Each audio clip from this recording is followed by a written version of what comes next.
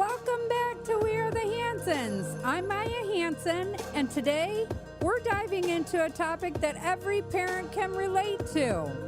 What happens when our kids fight? With a house full of kids, disagreements are bound to happen. Today, we'll share how we approach sibling conflicts in our home, what's worked for us, and the lessons we've learned along the way. Let's get into it. So, picture this. It's a regular day in the Hanson house, and suddenly you hear raised voices, maybe even dreaded sound of something breaking. For us, it's not if our kids will fight, it's when they will fight. With 13 kids, it's easy for personalities to clash, and misunderstandings can escalate pretty quickly. But instead of letting chaos take over, we've learned to tackle the fights head on. It's not always easy, I'm going to tell you, especially with kids that are much bigger than their parents, because most of our kids are much bigger than us. We always try to find the root of the problem. First, we try to understand what the cause of the fight was. If it was a toy, personal space, a misunderstanding, most of the time, it's something small that just spiraled out of control. Most of the time, the boys fight over a basketball game that they were all playing together, and it just gets out of control. One will blame the other. It's always the blame game. A lot of times when you put a group of boys together, they get hot-headed and they think they're better than their brother, and it causes problems. So, that being said, getting both sides of the story is a crucial part. And trust me, it's not always easy when emotions are very high. One thing we do is to remind our kids that feelings are okay, but it's how we handle those feelings that matter. Because you can say some pretty hurtful things when your head is ready to explode because you're mad. So we try to teach them that when they play a game, it's just a game. You can play a game even if you lose. It's still supposed to be fun. It's not meant to be a battle and a war zone. And I know so many times that our boys have went to play basketball at the court and have came home and they're just fighting as soon as they walk through that door because someone didn't block another kid and that kid made the basket and they got a point. It's not always okay for them to bicker and fight like that. I always tell them it's just a game, but they don't seem to understand that all the time because they should have won and they didn't. The other team did. We have made it a priority to teach our kids how to resolve conflicts on their own. We encourage them to use their words, not their hands or feet. Sometimes it's a battle. I know many times that our kids have played football, the boys, and they have gone to the football field and came back, and one kid comes back with their shirt torn halfway off their body. I mean, boys are going to be boys. There is going to be conflict. They're siblings. But they don't need to get physical like that. And they have learned growing up that it's just not worth it because the next day, you're sore. Your bodies are sore. Who wants to wake up to a sore body from fighting your brothers? I mean, I wouldn't want to, but they're boys. Also, we try to remind them to speak without interrupting the other person. That is definitely hard because one kid will say this, and as he's telling his side of the story, the other one jumps in and tackles his story. You got to let them talk, and then once they're finished, then the other kid can start. It doesn't resolve anything if you're just talking over each other. My boys are so hard-headed that neither one of them can get their point across because they're both attacking each other's story. That's another thing. Offer a solution they think is fair. When I say that, I'm like, okay, we'll just say that you both made a mistake and that's why the other team won. It's not worth fighting over. But then let me tell you guys, as soon as they're done fighting, it takes about 30 minutes and they want to go back to the football field or to the basketball court.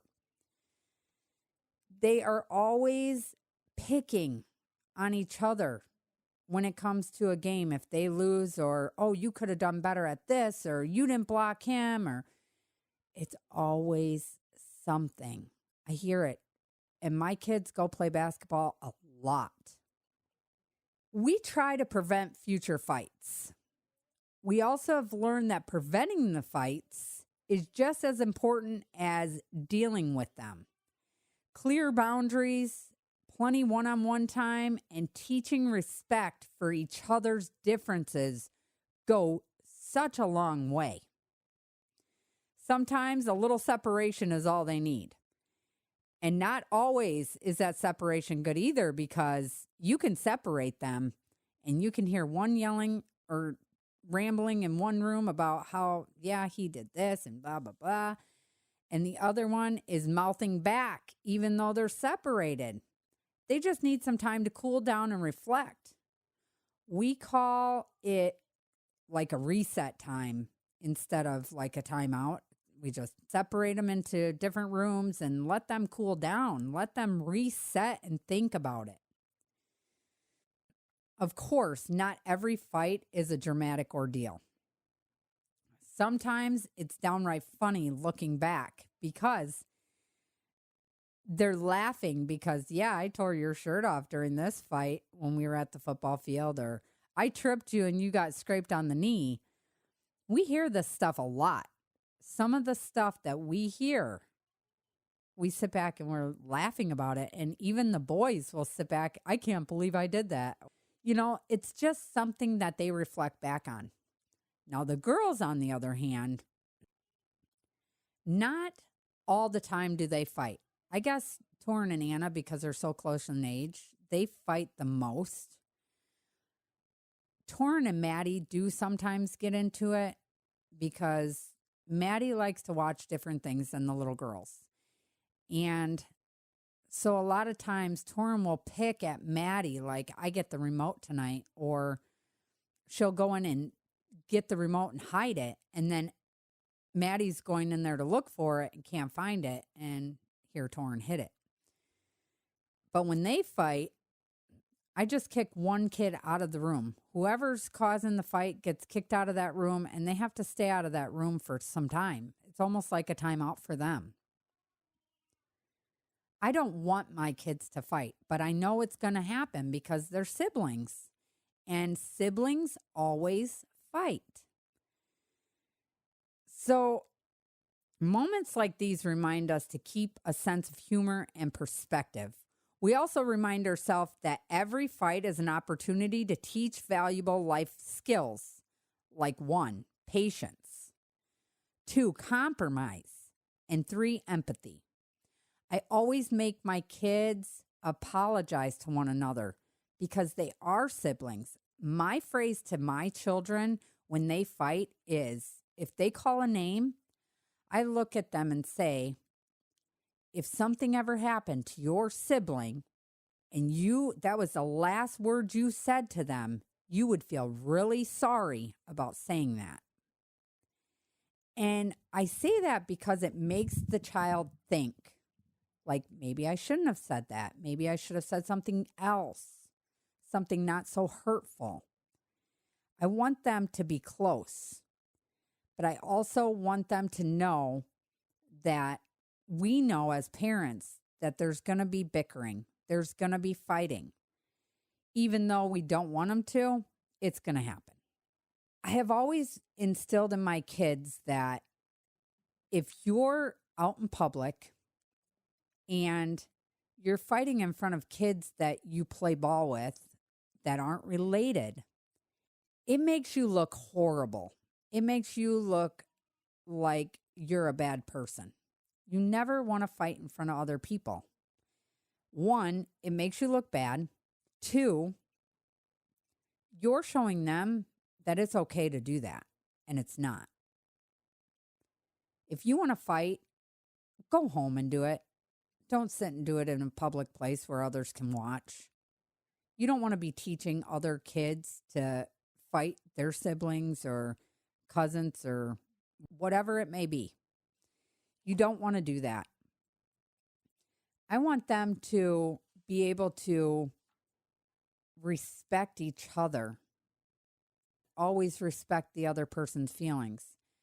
You can put the blame on your sibling better than you can on somebody that's not related to you because they're your sibling. They're close to you. For all we know, it might not have been your sibling's fault. It may have been the other team's fault, and you just took it out on your sibling. Here's a little story. Tristan and Gavin were close in age. So they fought a lot. And a lot of times it was physical. As they've gotten older, they don't really fight physically. It's just words. But my kids got into a fight, and I remember hearing a thud and yelling.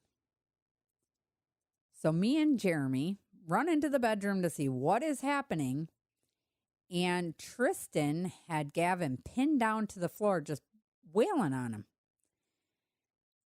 Of course, we yell at Tristan, "That's your brother. You don't hit your brother. You guys are siblings. You're supposed to love each other." We asked Tristan and Gavin what they were fighting over. And of course, it was a game. Gavin was saying some mean stuff to Tristan. So Tristan and him started going at it. And Tristan obviously is much bigger than Gavin. So Gavin got pinned to the floor and Tristan just was wailing on him. We don't want to see our kids hurting each other. It's bad enough that kids in school are mean and kids in public are mean.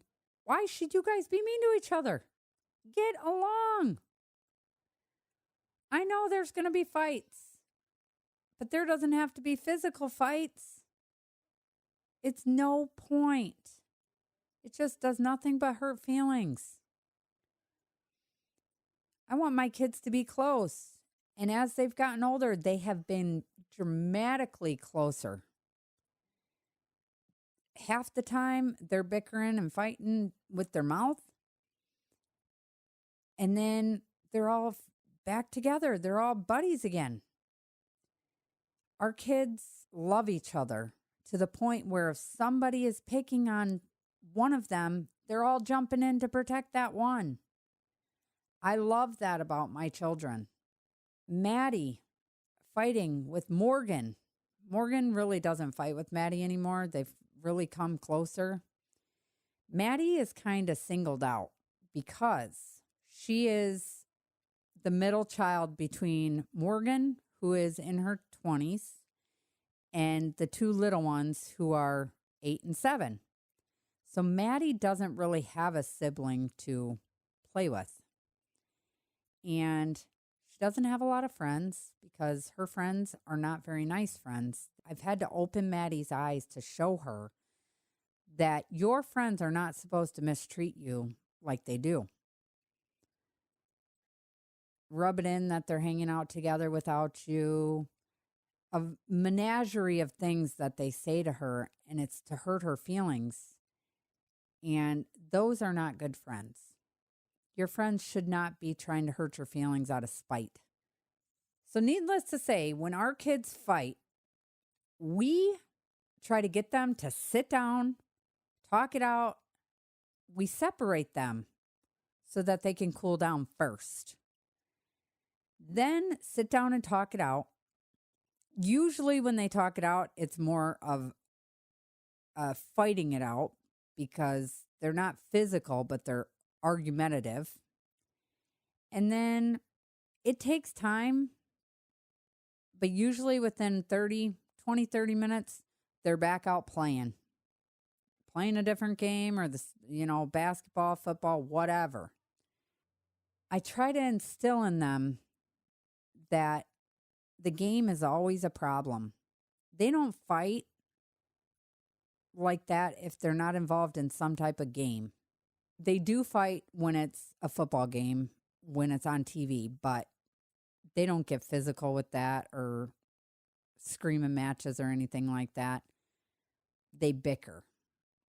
Big difference. But when they're playing a physical game, it gets heated most of the time. Gavin usually is the one that starts it. Tristan usually just runs his mouth. And then you got Keenan and Tristan. Them two bicker like two little old ladies.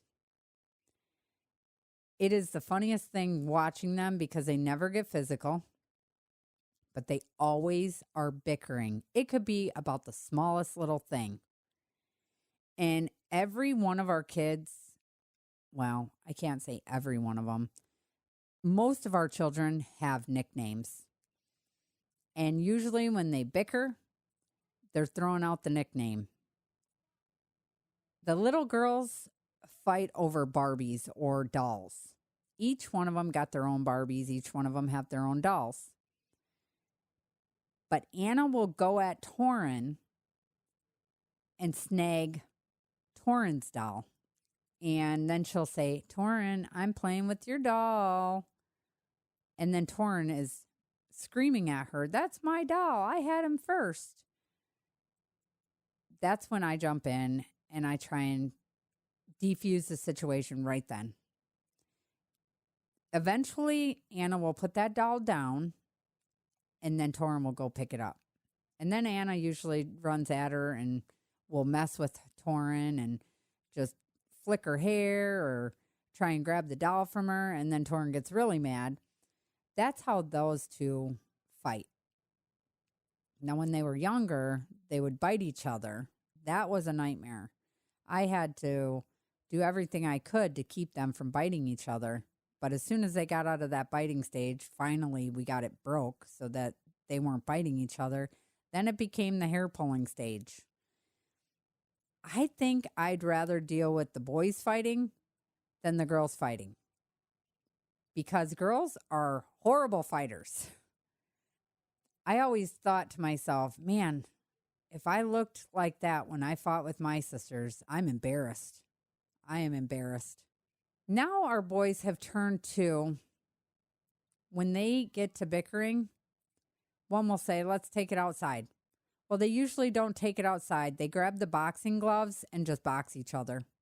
I guess it's a stress reliever and it's not so bad. I mean, I'd rather have them fight like that than physical fighting. And granted, boxing is physical fighting, but it's more to them like playing than it is fighting. So that is a lot better for me. Now, Jeremy, on the other hand, he'll let them physically fight because he said there is a pecking order. And I don't believe that. I know that the older brothers are going to put the little brothers in their place. I do. But I don't think it should have to be shown physically. Maybe if one's throwing hands at you and you want to grab their hands and stop them and hold them there so that they don't hit you, that's a little different. That's defending yourself. But physical fighting, there's no need for it. I don't agree with it. And I'm sure Jeremy probably wouldn't agree with it if it was in his situation, if he was the kid there. I don't believe in it.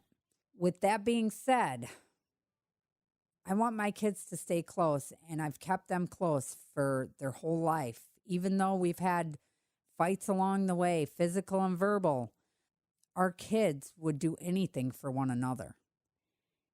You can ask them, do you hate your brother? They'll say no. Why would you ask me that?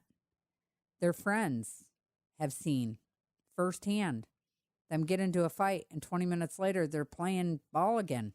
So I'm thankful that our kids are close, even though there has been physical fights. Most of the time it's not physical, and they usually don't break anything in the house either. I don't think I've ever had anything in the house broken from them fighting. Usually it's the bigger one pinning the smaller one down on the ground and just holding them there, and sometimes swinging on them. But I want to thank you for tuning in with We Are The Hansons. We'd love to hear how you handle sibling fights in your home. Drop us a message on our Facebook, We Are The Hansons, or you can send us a message at wearethehansonsshow@gmail.com. And please go and subscribe to our YouTube channel.